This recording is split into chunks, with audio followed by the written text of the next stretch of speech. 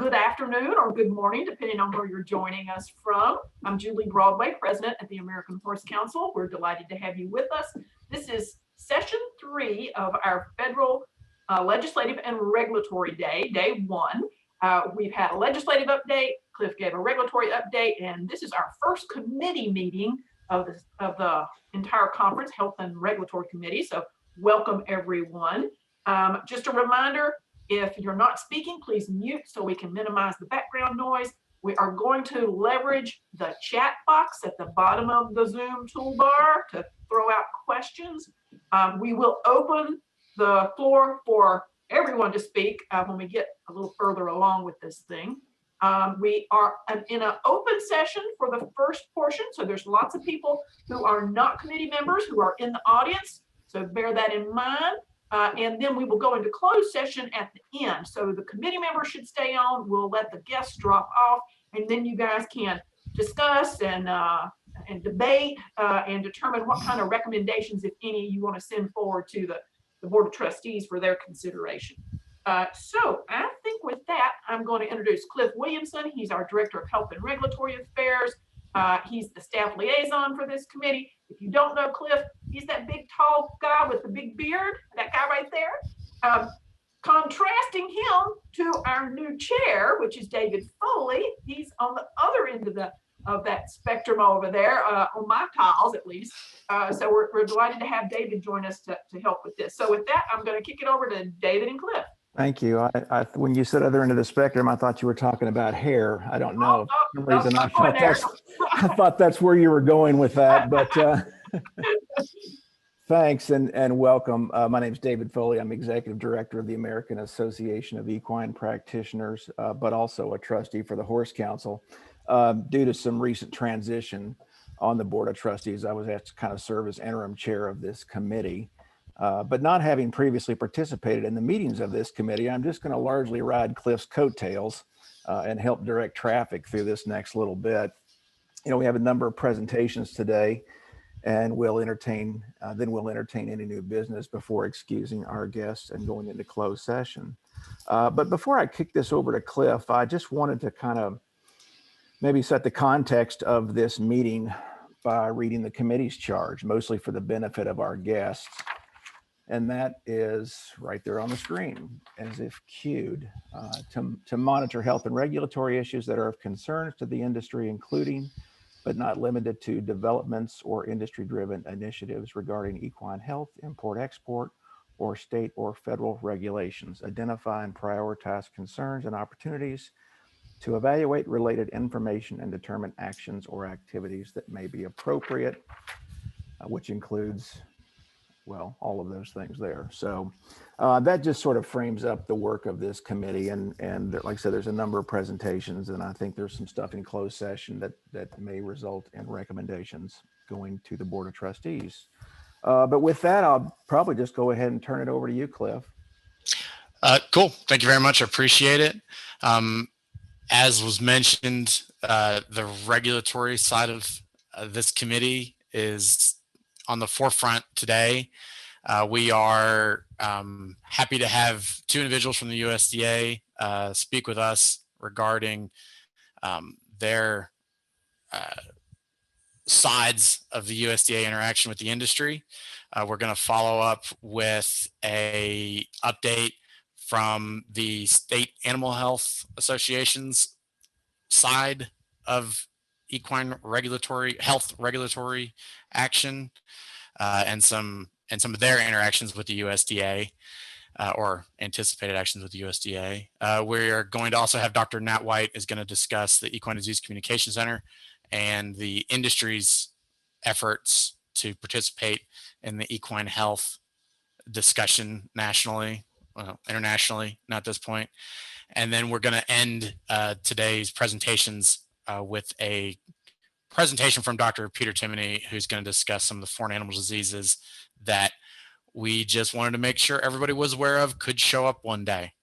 So I'm not anticipating any crossover, or I'm not anticipating anything getting repeated. We have a lot of really good speakers here that have been doing a lot of really important work on behalf of the industry in all of their respective spaces. So I think we'll go ahead and get started. Dr. Angela Pelzel-McCluskey is with the USDA's Surveillance Prevention Response Services. I don't know if SPRS is even still a thing. It used to be. It's not. Yeah. No, it's not. And she has agreed to come speak with us today about foreign animal disease response within the United States. There's some confusion about the domestic nature of some of that stuff, but we're talking about how things get responded to here. So, Angela, I will pass it to you. If you do have a presentation, I think you should be able to share your slides. Should be able to. Okay. Yeah, let me Maybe. share my screen here, Cliff. Let me see if I can pull this up. And I'm also, good afternoon, everyone. It's great to see you all.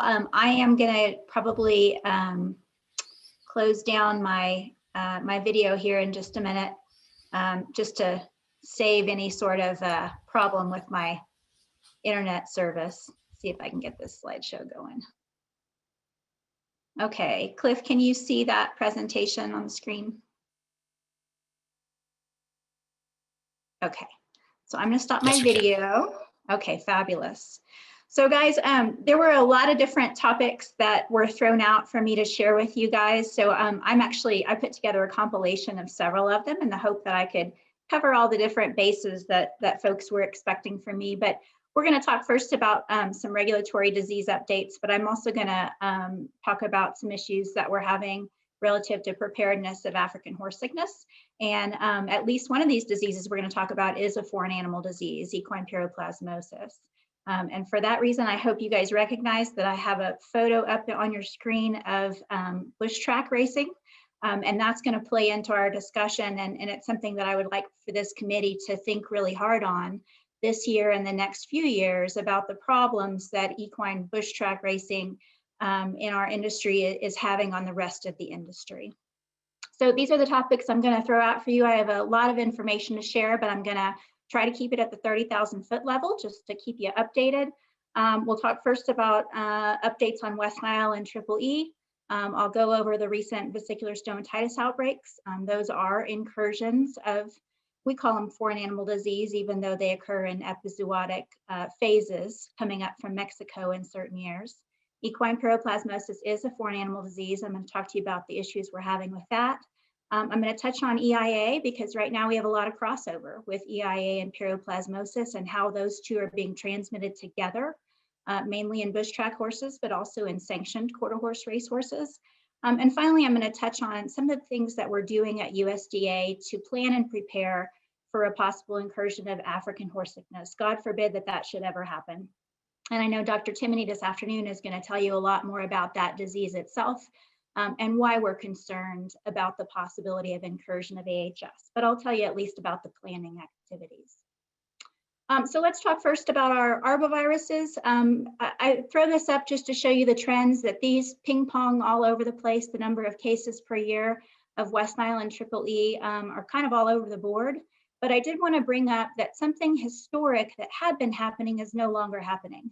So since the dawn of when West Nile virus came into the US back in 1999, 2000, we have always had at least double or more the number of equine cases of West Nile as those of Triple E. So we always have way more West Nile, at least double or more than Triple E.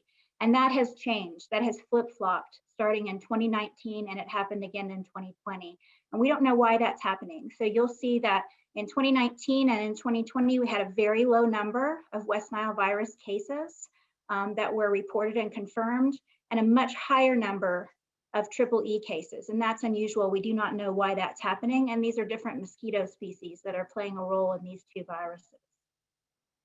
So here's that very low count of West Nile from last year, 71 cases in just 19 states.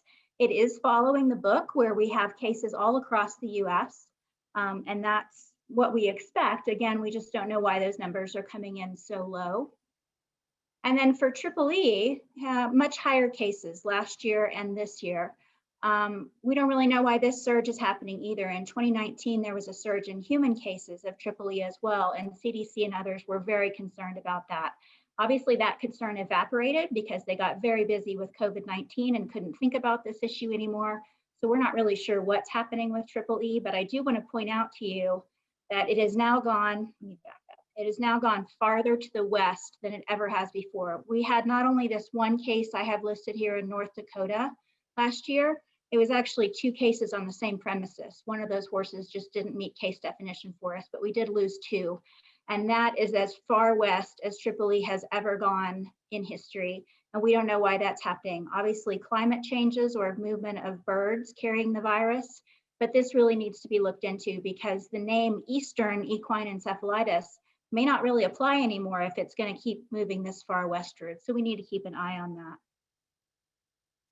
Another arbovirus, this is vesicular stomatitis, and we have these incursions and expansion years in outbreak situations. So what happens is the virus circulates down here in southern Mexico year round, and periodically we get these incursions that come into the US and they run straight up the front range of the Rocky Mountain region in the Southwest. We had a massive outbreak in 2019. It was the largest in the last 40 years. Over 1,100 premises were quarantined. And the reason why this is important to us is the bulk of those premises, as you can see, are equine premises only, where no other types of animals or species are affected on those premises. This makes interstate movement difficult to almost impossible, and international movement is an all stop every time we have these. So this greatly affects our ability to host equine shows and events. It's always seasonal. It happens throughout the summer, and that's a big impact on us. This one in 2019 ran from June to December. And this was a case of VSV Indiana serotype, which we had not had in the US since 1998. So it was unusual, but very, very large outbreak in 2019. As was expected, we got a repeat year last year in 2020. So we had an overwintering of the virus, and then the biting fly species started transmitting it again in 2020.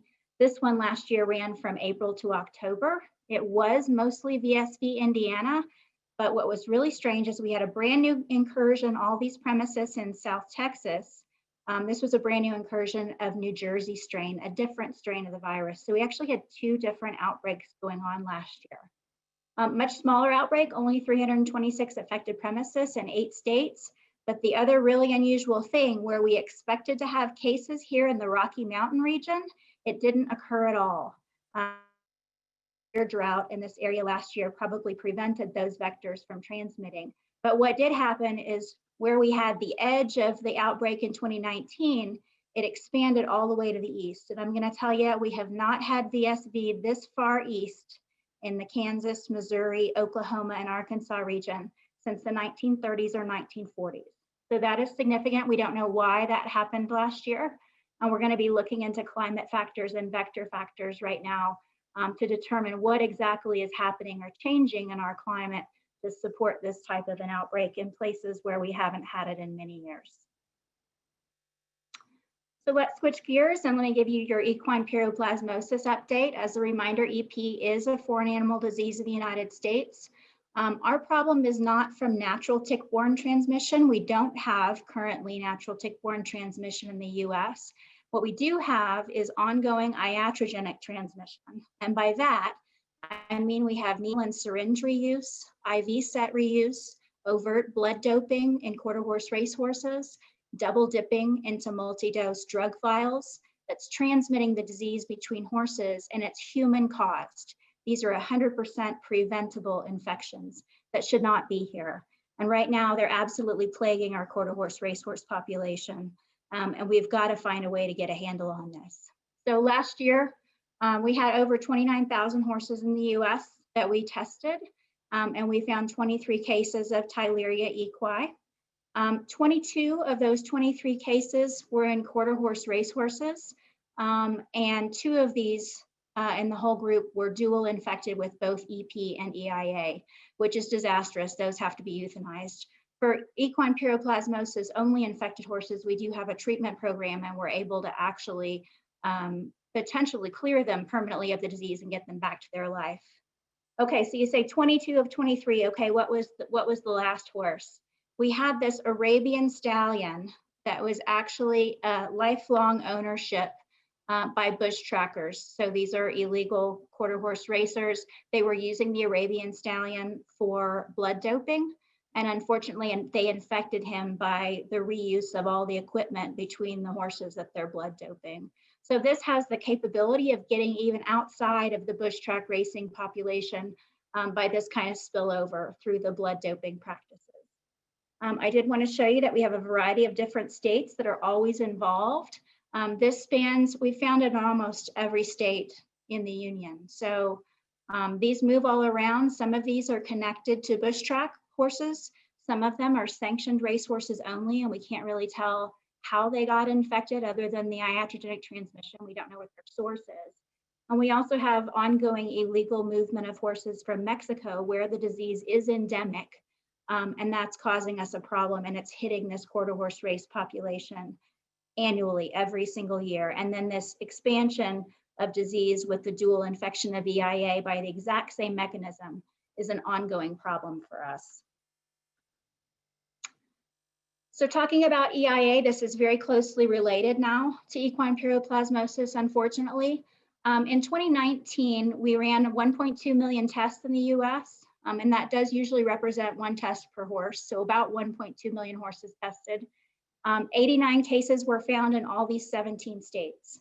So this is to show you that geographically there is not a hot spot. Rather, we're finding cases all over America of EIA, and that is not the direction we were going 10 years ago. 10 years ago, we were still finding these untested and undertested populations along the Gulf Coast with natural transmission. With the iatrogenic transmission going on throughout America, this is all over the place. So we're going in the wrong direction relative to EIA control. Just to give you an idea, 75 of these 89 cases in 2019 were in quarter horse racehorses with iatrogenic transmission, either suspected or proven as the cause of their infection. Those are 100% preventable. We should have a very small number of cases of EIA in the US through natural fly-bite transmission, and that's not what's happening here. So similar story in 2020, although fewer positives found. Again, these bounce kind of all over the board. We usually get fewer than 100 cases per year, but they kind of ping pong around for the total number of cases. More tests run last year, 1.3 million horses tested, only 29 cases found last year. But again, look at this epidemiology. 23 of the 29 were quarter horse racehorses with iatrogenic transmission, 100% preventable, and these horses are not salvageable. There is no treatment or cure for EIA. So how long has this been going on with the EIA transmission in the quarter horse racehorses? Really, we had a switchover around 2017. So previously, before that year, we had, let me tell you, the number of EIA positives for the year is in green, and then the number of those EIA positives that were quarter horse racehorses is here in blue. So you can see we had fewer than half of that population, and in some cases, very low numbers that were associated with this iatrogenic transmission in quarter horse racehorses. But since 2017, we have not lucked out that way anymore. In fact, more than half, or in many cases, the majority of our cases of EIA are now specifically in this high-risk population. And it would have been totally preventable if people were not doing those unhygienic practices or the blood doping. And unfortunately, a significant number of all of these cases in quarter horse racehorses have some kind of tie to unsanctioned or bush track racing, which should be illegal. So we'll come back to that idea here in a little bit. I do just want to put a thought in your head on this. Bush track racing in the US is actually a much larger business than I think most any of us knew about. Only recently I was able to do a study where I found 65 active bush tracks in the US located in 21 different states. That's huge. That is not a small population of people that are participating in this. And there are thousands of individuals that show up to watch these races. They communicate by social media. They post their races on YouTube, the videos, and you can find these all over Facebook. But this part of our industry that is unsanctioned and illegal in most states that have a racing commission is out of control, and it is spreading disease, and the welfare issues tied to these horses are also really horrific. So I think this is the first time that I've talked really strongly about the bush track racing issue now that I have some data on how widespread this is in the US. I would really suggest that this committee start to take a closer look at unsanctioned racing in America and what the negative impacts are on our entire population of US horses, not only from the perspective of disease transmission that I'm showing you here, but also from the welfare issues that are really horrific that I hope you guys will dig into and start to understand a little bit about. So the last topic I wanted to update you on is African horse sickness preparedness activities that we're doing at USDA. Dr. Timoney is going to talk to you a little bit about the disease itself and the risk that we have coming at us globally. I want to point out this picture here is of our Plum Island Foreign Animal Disease Laboratory. And I wanted to assure you guys that for the last 30 years or more, African horse sickness has been a required part of our foreign animal disease diagnostician training. So all of our federal and state veterinarians that go to Plum Island to have this FADD training done, they're there for 2 weeks, and one of the diseases that they absolutely do study is African horse sickness. So all of our FADDs are able to recognize and diagnose African horse sickness in the field. Now, that being said, there's still a gap as far as how many of our private practitioners might recognize the symptoms of AHS and be able to report it. And I think that's where we need to work on next. Right now, we have a field exercise specific to African horse sickness, which is being developed for our FADDs out in the field. And this is a training exercise where they'll be given an AHS scenario, and they will be going out to collect samples from horses to specifically brush up on AHS sampling and differentials. So we're really excited about that. That exercise should be finished and ready to deploy this fall. And then it will be available for any of our state and federal FADDs to order that particular exercise manual and try it out from that point forward. Another activity that we're really excited about is our Center for Epidemiology and Animal Health has conducted a pathways assessment for AHS introduction into the US. So they've been looking at all the different ways that this disease could enter the US and what those risks are. And right now they've got the document drafted and it's going forward for clearance through our leadership at USDA.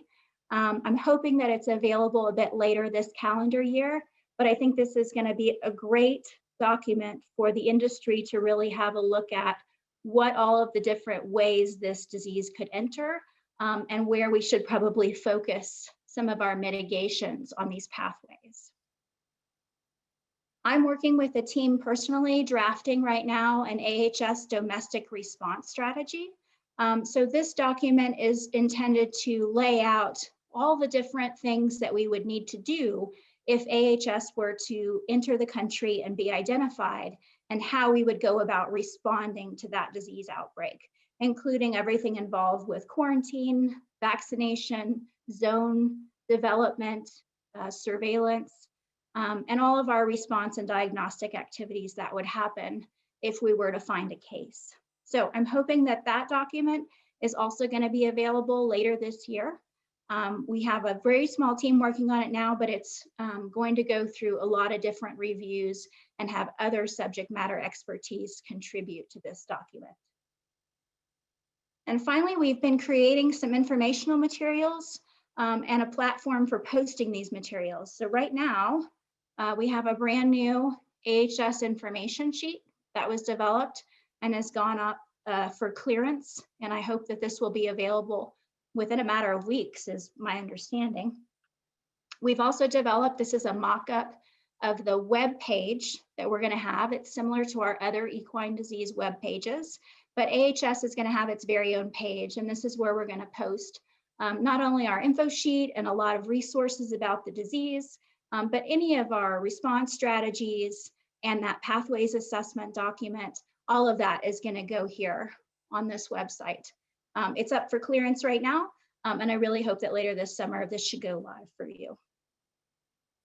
So Cliff, that's all that I have. Hopefully, I know I covered a lot of topics there, But I do want to take any questions for a minute or two if that's at all possible. No, we'd appreciate it. If anybody has any questions, I'd encourage you to please put them in the chat and we'll make sure they get addressed. One note, the foreign animal disease, the African horse sickness foreign animal disease diagnostician drill development team includes several of our committee members, including myself. And I've been very impressed with the number of people from state animal health agencies around the country that got involved, taking this very seriously. I've been very encouraged by the attitude that everybody on the USDA side of things over there has taken towards accommodating the uniqueness of the equine industry into this drill. And they have asked us to help them find some facilities, and hopefully we'll get to a dry run of this down. And once we have something that can be shared, states around the country can do it at their discretion. So that will probably be something that we encourage state horse councils to go to their state officials and try to get that done in their states. So it's a very exciting thing. It's the first project that I've seen the USDA do in the African horse space like this. And I hope that it's the first of many. Cliff, you do have a question in the chat. Actually, two. Cool. So we have one question about the welfare concerns for racehorses and unsanctioned races. Do you have any insight into that, or is that something we're gonna have to wait for somebody else from? No, I do have insight. And in fact, I'd really like to work with this group more on looking at a lot of the video that's posted of all these different races, Cliff. The video that's posted, you can specifically see horses that are on some sort of drug or stimulant. Their behavior pre-race is not what you normally expect to see in horses getting ready to load to a gate and race. They're clearly overly agitated and very hyped up on something that is drug-based. And there is a long list of these drugs that we know that they're using, and probably many more that we don't know that they're using. I specifically, just a few weeks ago, saw a film where a gentleman who was prepping the horse before it went in the gate splashed some sort of caustic substance underneath the belly of the horse and on his sheath. And immediately after he did that, the horse started kicking out and rearing and spinning, obviously in pain and discomfort from whatever that substance was that was splashed on his sheath. And they were doing that immediately before they loaded the horse into the gate to make him run faster. Many of these videos show a lot of crashes on the track, into the rails, upside down in the gate, into each other. And that seems to be a function of how hyped up humans have gotten these horses for the race. Again, we believe these are a lot of different chemical and drug stimulants that are causing the horses to behave this way and making the race itself extremely dangerous. So the fact that we've been very concerned about any sort of performance enhancing drugs being used in sanctioned racing, that takes a complete backseat to some of these videos that you would see and how these horses are being handled and the number of things that they're being given that make it unsafe and also a danger of the horse to himself and to others. So I would encourage you, Cliff, I think we need to take a look at all of these videos that are available. And I think folks on this committee and elsewhere within our community will very quickly see that these horses are being handled in a manner and being subjected to things that are a significant welfare issue to their safety.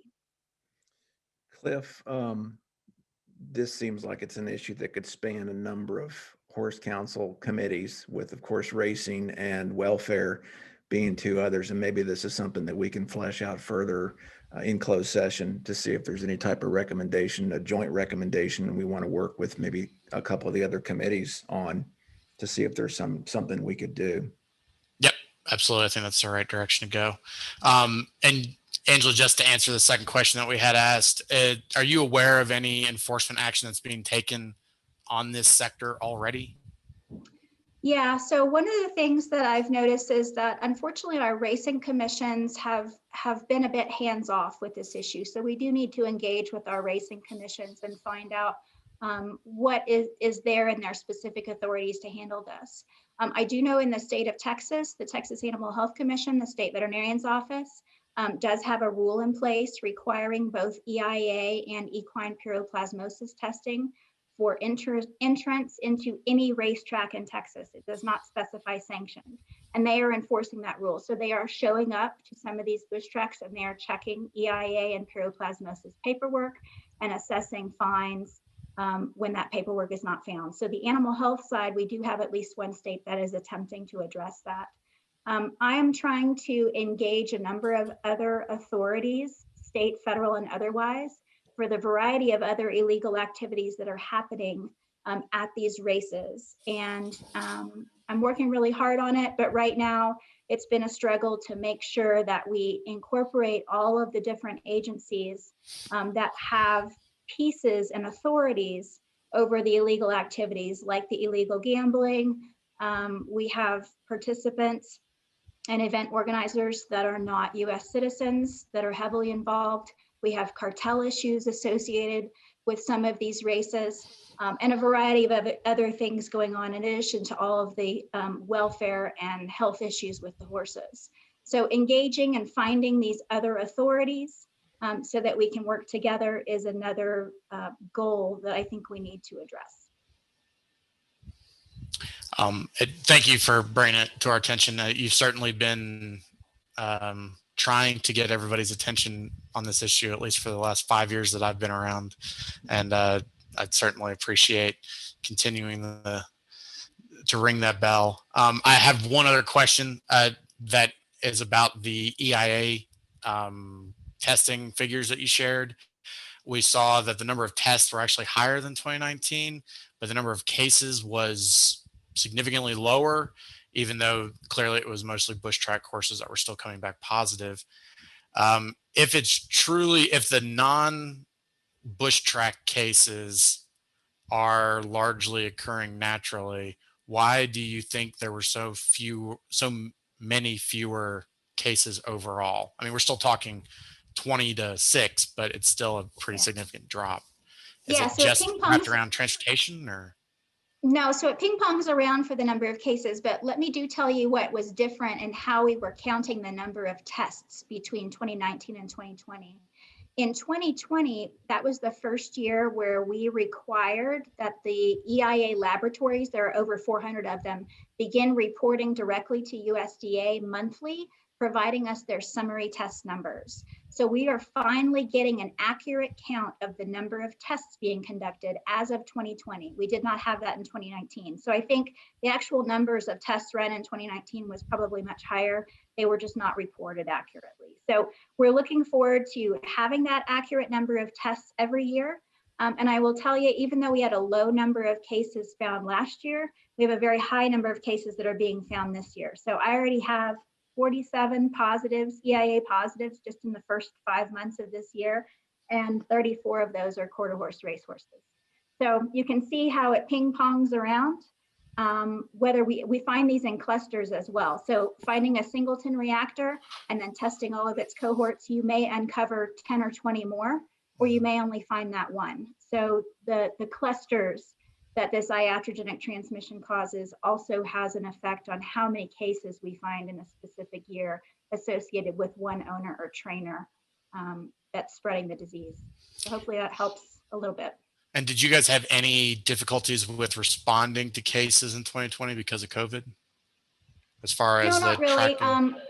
No, so our state and federal animal health officials out in the field, we're still visiting premises, quarantining horses, and managing positives without any change to their activities. Now, they were being very careful doing it, but they did not stop their enforcement actions or their response to any equine infectious disease because of COVID. All right. Well, thank you very much for your presentation. We really appreciate it. And the fun keeps on going. If I can, I don't really know if I need to share this, but our next presenter is Ivana Popkowski. I know she's on. She is working with Equine Import at the National Import-Export Services division of the USDA. We have Unfortunately, her first year kind of collaborating with us has been 2020 COVID nightmare. So many of you have not gotten the opportunity to meet her in person, but we're very appreciative of the relationship we've been able to build this year. And I am very grateful for her willing to come and speak with us today. We got you. All right. Well, hello, everybody, and thank you for the opportunity. So I also have a presentation to share. So I'll go ahead and screen share, and then just like Dr. Pelzel-McCluskey, I'll turn my camera off so my hand gestures don't distract people as I speak. All right. And you hear me okay still, right? Yep. Okay. All right. Well, thank you for the introduction, Cliff. Just like Cliff mentioned, I'm Dr. Ivana Popkowski, and I'm a staff veterinary medical officer with USDA APHIS VS Strategy and Policy Live Animal Imports, where I have the opportunity to focus on live equine and equine germplasm imports. So today I'm going to go ahead and touch base on some summary of advances in equine imports for fiscal year 2020 and fiscal year 2021 up to June 1st of this year. And for those of you who may not know, fiscal year is just the 12-month period that's used by the USDA that starts on the first day of October and ends on like the last day of September. So for fiscal year 20, we're going to be talking about the time period from October 2019 to September 2020. For fiscal year 21, that's going to be the time frame from October 2020 to September 2021. But as I mentioned, we haven't gotten to September yet. So we'll go ahead and we'll stop at June 1st of 2021 for this presentation. So first, I'd like to take a moment to just go ahead and share some data for, again, fiscal year 2021, where we're starting from October 1st of 2020 and ending at June 1st of 2021, since we have not completed our 2021 fiscal year just yet. So as you can see, the numbers on the screen, so far, we've gotten 18,434 horses imported into the United States. As far as equine semen imports, we're looking at about 13,185. And as far as equine embryo imports, we're looking at about 96. Also on your screen, you should be seeing the top 10 exporting countries for both live horses and germplasm. So it looks like Canada, Mexico, Netherlands are in the lead for our live horses thus far. And for germplasm, we're looking at Netherlands, Spain, and Germany going ahead and being in the lead for germplasm. And just so everybody's aware, germplasm is just an overarching kind of term that includes semen and embryos. So with that, moving forward on some equine import advancements for our 2 fiscal years. One of the advancements we focus on is the facilitation of the efficient, equine movement, and we do that in a couple of ways. So we do that by having documentation advancements, by continuous bilateral negotiations and discussions for live horses and germplasm. And for those that haven't heard the bilateral term before, that's just us communicating with our government counterparts from all over the world, as well as the standardization of our import permit process. So to dive a little bit deeper into some documentation advancements, because there are a couple of notable ones that I'd like to share. So one of them pertains to the documentation requirements for U.S. origin horses that have resided temporarily in European Union member states, as well as foreign origin horses that live in multiple European Union member states in that 60 days immediately preceding export to the United States. And for European Union, I'm just going to say EU to shorten it and make it less of a tongue twister for myself. So as you may already know, we do require health certification and documentation from every country resided in within that 60 days immediately preceding export to the United States. And that health certification that accompanies all the horses that are arriving needs to be appropriately endorsed. And that usually means that there's a veterinary government authority of that issuing country that has to go ahead and endorse that paperwork. However, to facilitate a more efficient movement, as of December 2019, for these US origin horses that were temporarily being exported to the European Union member states that could potentially have resided in multiple EU member states during that 60-day allotment that they have. What we've done is that the final EU member state of residency would go ahead and issue the appropriate health certification and documentation needed.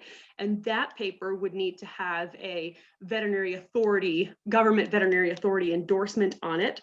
However, if there are other EU member states that have been resided in during that 60-day time period, and they're not that final EU member state of residency and export, then there is health documentation that we go ahead and accept that can be signed by the licensed examining veterinarian and doesn't actually have to go ahead and be signed or countersigned by the government veterinary authority as we previously had.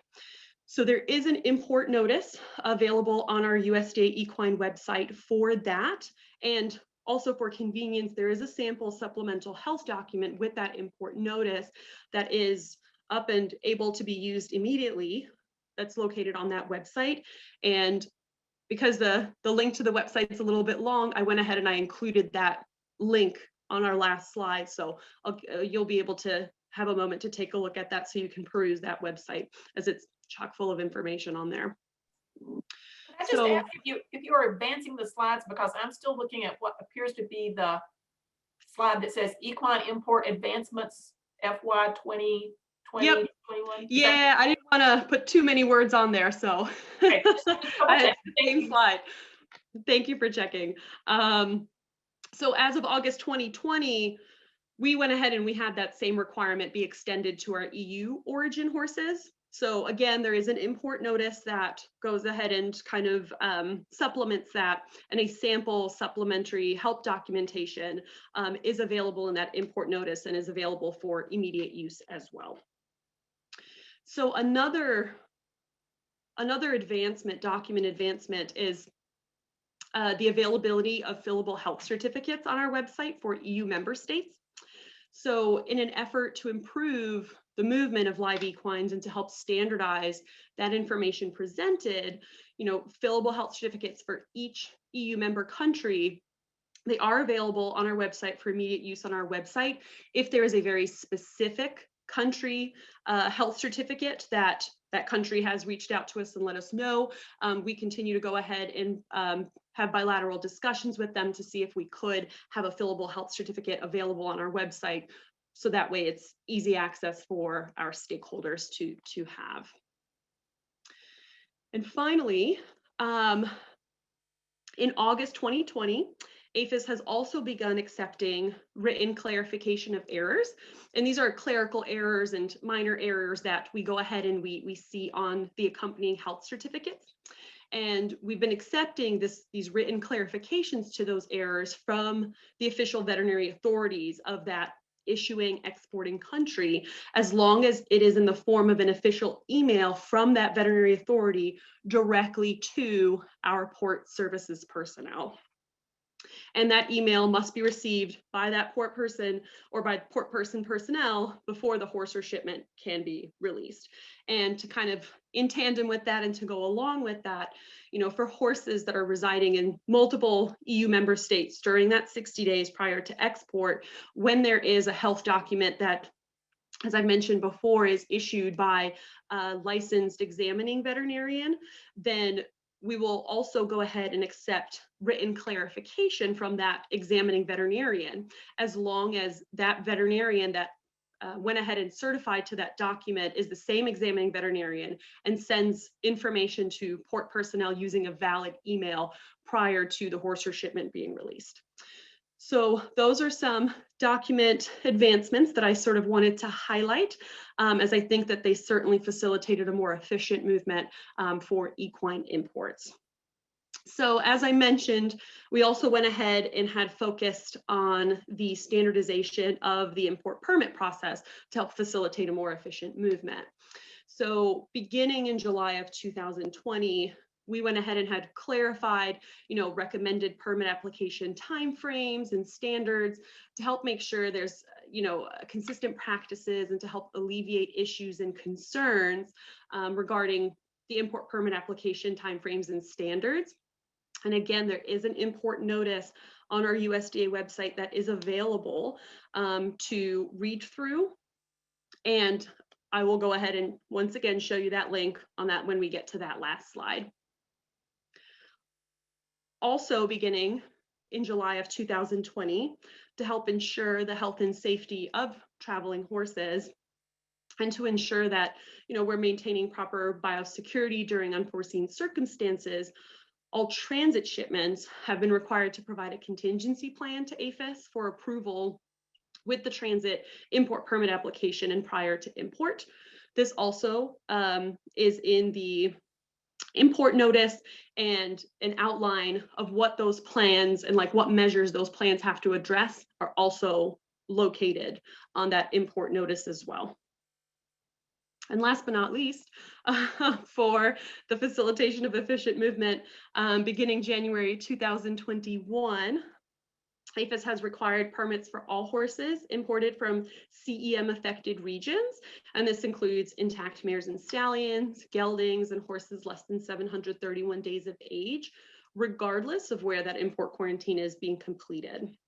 So previous to this, USDA hasn't enforced that permit requirement for geldings or horses less than 731 days of age when quarantined at a federal facility.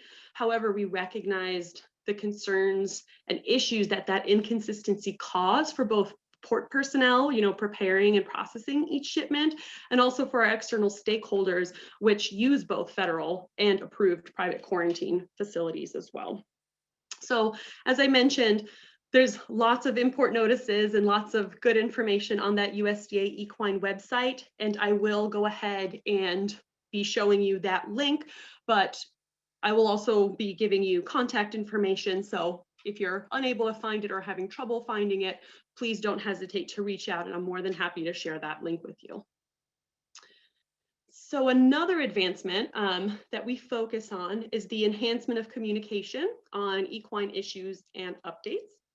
So as of April 2020, APHIS has increased communication with state partners with respect to horses that have arrived or have become ill at a port of entry.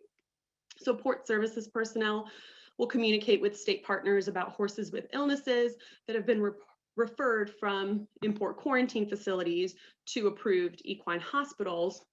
And in the case of communicable diseases of concern, port services personnel also notify state partners of all horses that may have been exposed in the shipment itself.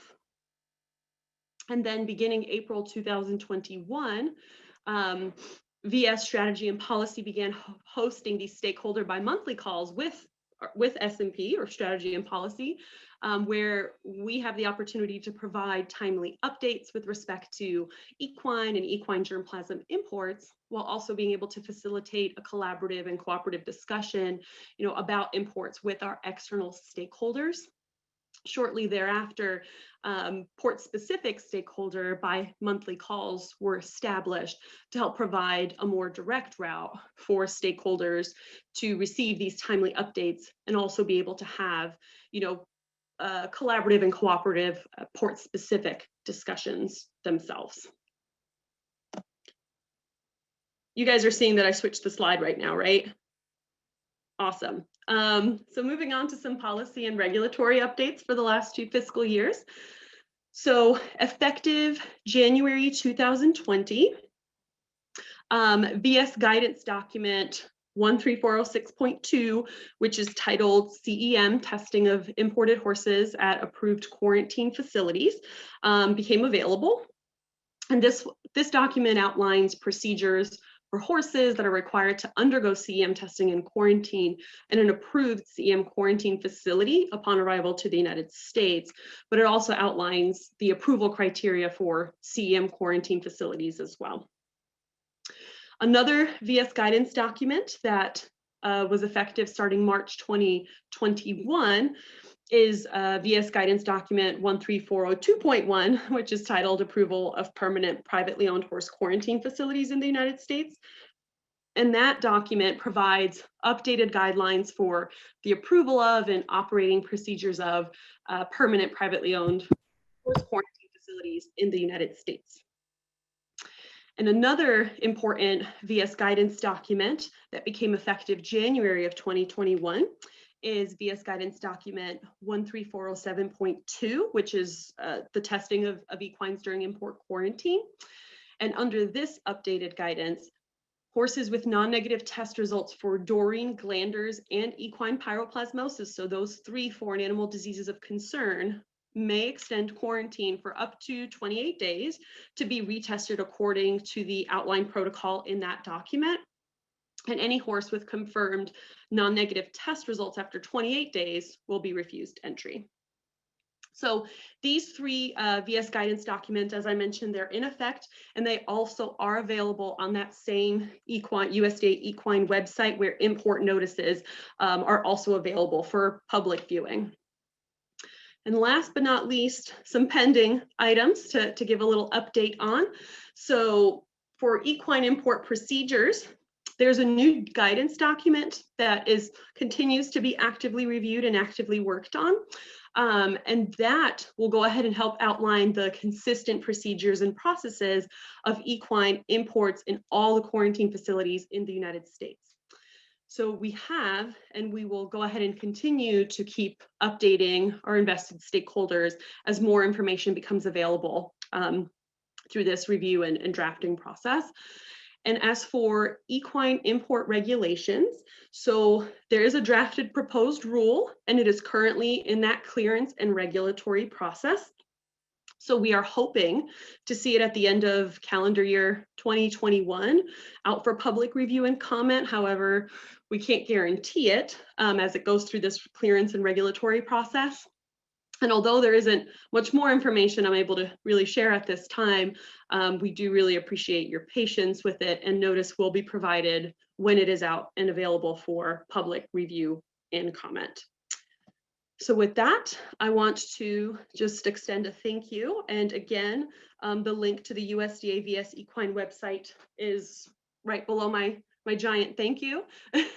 And if you're not wanting to write down that entire link or anything like that, please feel free to reach out to myself, and my contact information is on the screen as well. And if my name is too confusing on that as well, I'm sure you can probably reach out to Cliff, who can certainly let me know, and we can work to make sure that you're able to get onto that website. And that is all that I have for today. Well, thank you very much for your presentation. I really do appreciate it. I hope everybody can appreciate the amount of moving parts that is operating at this time. There's several stakeholder outreach opportunities that have been created in the last 2 years. Shauna Siegel's on, and I really want to extend my gratitude to her, and Rachel Cesar's outreach in the past. She comes back into the fold. There's a lot of people within import-export services that our industry stays in contact with regularly, and we really do appreciate the level of interaction that you've had with us and how that's grown over the last couple of years. We do have one question, and it's regarding the 30-day isolation requirements for horses exporting to the EU. There's been a change, to that requirement. Is there anything you can speak to about that? So I would say that would be an appropriate question for our export colleagues. So if you can, I'm not sure how we can get this done, where maybe you can get that question, or if that individual that asked that question can reach out to me directly, I can get them in touch with the appropriate person. We will absolutely do that. I would absolutely do that. And there is a request to make a comment, but I don't have control over the mute and unmute options, so I can't do that either. I apologize. That said, I can if do you, that clip if oh, you say. there you go. Never mind. So yeah, Scarlett, if you had a comment you need to make, please feel There you free. go.